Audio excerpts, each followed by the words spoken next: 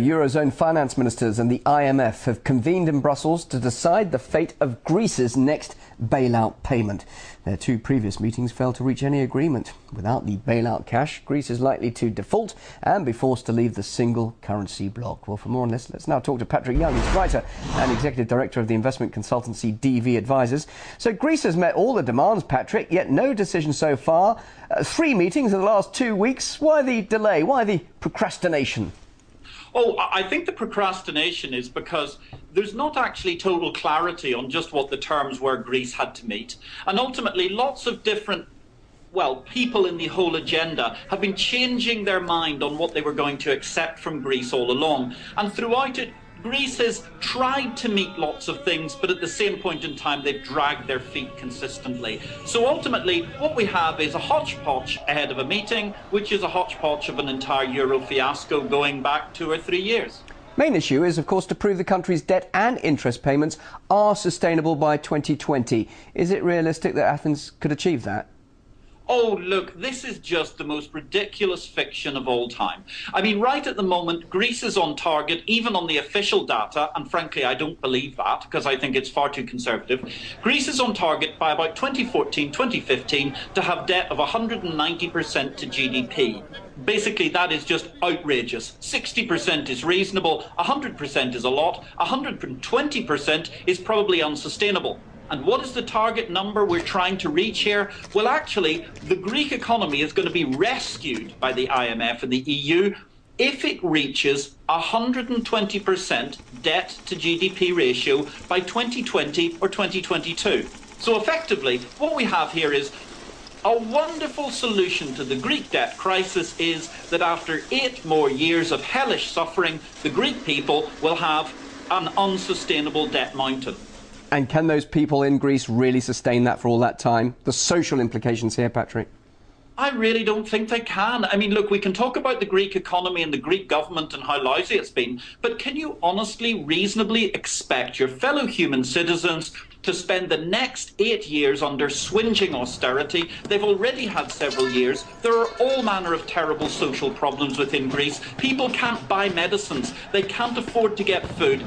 That is completely and utterly disgusting to see on the European continent in 2012 AD. Of course they can't survive until 2020. That's why ultimately the euro has a fundamental existential crisis and is unsustainable. Are the Greek people being sacrificed for the survival of the EU? For example, if no decision is made today, wouldn't that be a disaster for the confidence in Brussels and the Eurozone as a whole? They've got to be seen to be united on this and make a decision. Well, I think there's two things. I mean, first of all, are the Greek people being sacrificed? Yes. Very simple answer. Ultimately, is there confidence in the EU? Not really. I mean, what we've got is a kind of kinetic energy at the European Union level where they think that if they keep spinning and they keep talking and they keep telling us everything's okay, and ultimately people are wandering around the central square in Brussels, then everything's going to be absolutely fine. And you know what it looks like? It looks like a Red Square army demonstration in about 1985. At that point in time, nobody believed that their Soviet communist empire could collapse, but if you looked at the numbers behind it, it was unsustainable. That's the mess the European Union's in, which is a tragedy because the European Union has done a great many good things for society, but ultimately the political elite, the elite of civil servants in the EU, are in la-la land compared to their normal citizens, and the poor Greeks are suffering badly as a result. You talked earlier about different views on the agenda. Is there perhaps an indication that the IMF and some Eurozone finance ministers really are getting pretty fed up with Greece and would rather cut them loose?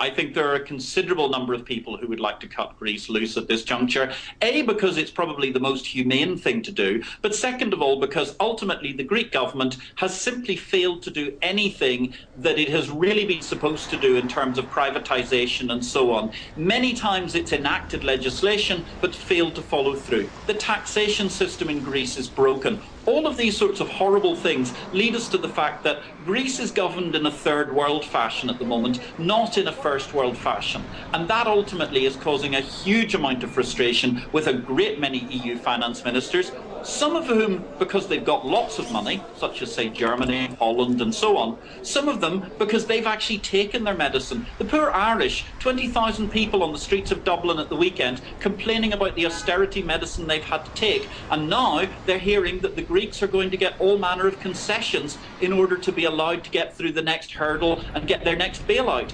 That's not fair. It's very unreasonable on a lot of people, and that's leading a huge number of politicians to be increasingly fed up with the whole Greek situation. Patrick, you tell it as it is. Thank you very much indeed. Patrick Young, always good to hear from you live there on RT. Thank you.